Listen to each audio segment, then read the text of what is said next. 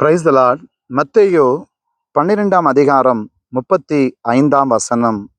நல்ல மனுஷன் இருதயமாகிய நல்ல பொக்கிஷத்திலிருந்து நல்லவைகளை எடுத்து காட்டுகிறான்.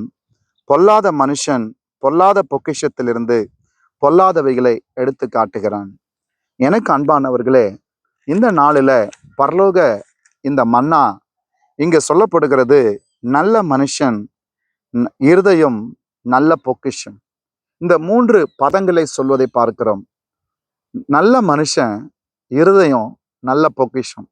கொஞ்சம் அப்படியே நம்ம வாழ்க்கையை அப்படியே தற்பரிசோதனை சொல்லி பார்ப்போமே. நம்ம வாழ்க்கையில இந்த வசனம் எப்படி பொருந்தோன்னு சொல்லி, நம்முடைய வாழ்க்கையில தேவன் என்ன எதிர்பார்க்கிறார்? To be a good man. இந்த நாளில் to be a good women இந்த இடத்துல சொல்லப்படுகிறது. எப்படி அடையாளப்படுத்த முடியும்னா, அந்த இருதயத்தில் இருக்கக்கூடிய இங்க காரியங்களை இங்க சொல்லுகிறது. அந்த இருதயமானது நல்ல பொக்கிஷத்துக்கு இங்கு ஒப்புமையாய் சொல்லப்படுகிறது. மனுஷனுடைய என்னைக்கும் வெளி தோற்றத்தை பார்த்து, ஐயோ அவர் பெரிய பணக்காரரு, அவர் நிறைய படிச்சிருக்கிறாரு, இந்த ஊர்ல அவர் தாங்க அதிகாரத்துக்கு உட்பட்டவர், அவர் யார் தெரியுமா? இந்த உலகம் கொடுக்கின்ற அந்த செலப்ரேஷன், அந்த உலகம் அடையாளப்படுத்துகின்ற celebrities, it is not defined இந்த பைபிள். இது பார்த்தீங்கன்னா to be a moral standard. இந்த உலகம் காண்பிக்கின்ற இந்த அடையாளங்கள் வேதத்தினுடைய ஒரு பரிசுத்த முன்மாதிரி கிடையாது. What ever the Bible chase, இந்த வேதம் எதையெல்லாம் சொல்லி இருக்கிறது. ஒரு நல்ல மனுஷன்றதை எப்படி கண்டுபிடிக்க முடியும்? அவனுடைய இருதயம் அந்த இடத்துல அதுதாங்க. இருதயத்தின் நிறைவு வாய் பேசுன்னு வசனம் சொல்லுது. நல்ல வார்த்தை எப்படி ஒரு மனுஷனுக்குள்ள வரும்? அவன் இருதயத்துக்குள்ள நல்ல வார்த்தை இருந்தாதான் வாயில வரும்.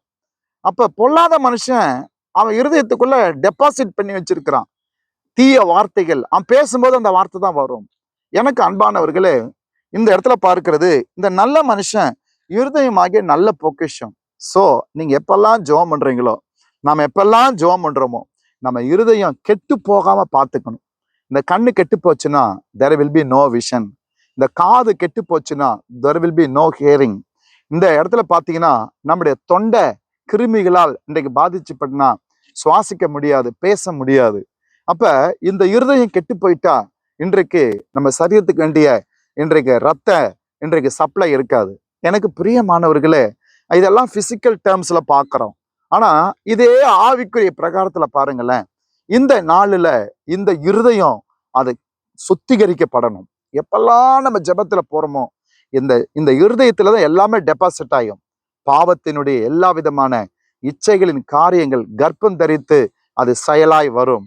எனக்கு அன்பானவர்களே, கர்த்தராகிய இயேசு சொல்லியிருக்கிறார், இப்ப நல்ல மனுஷன் இருதயமாகிய நல்ல பொக்கிஷத்திலிருந்து நல்லவைகளை எடுத்து காட்டுகிறான். ஆனா இன்னொரு பக்கம் பாருங்க, பொல்லாத மனுஷன் பொல்லாத பொக்கிஷத்திலிருந்து பொல்லாதவைகளை எடுத்து காட்டுகிறான். அது யார் தெரியுமா? இருளிலே வாழக்கூடியவன், தேவனற்ற நிலையில வாழக்கூடியவன்.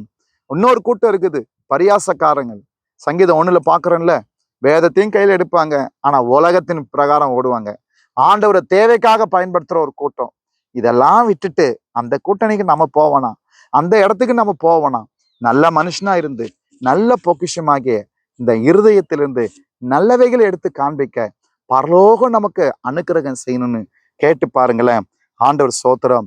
தேவனுடைய வசனம் நமக்குள்ள நிரம்பி இருந்துச்சுன்னா, தேவனுடைய வார்த்தைக்குள்ள நம்முடைய ஆவி ஆத்மா சரீரம் பிளண்டா இருந்துச்சுன்னா, ஆவி ஆத்மா சரீரம் பிணைக்கப்பட்டிருந்தா, வார்த்தைக்குள்ள இணைக்கப்பட்டிருந்தா, நம்ம வாழ்க்கையில always will be doing good, always will speak good words.